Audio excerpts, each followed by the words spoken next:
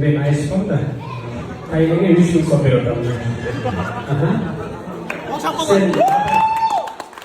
Sen apa? Yeme. Ve sen apa? Camile dönüyordu. Şu kongres 3 yıl sohbeti. Apası sen apa? Arıntay doktor sorun. Zeytinci kapaktan çeşitleri. Apa ayet insan?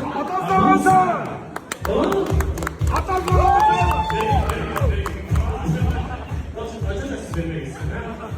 Non ce la vai via.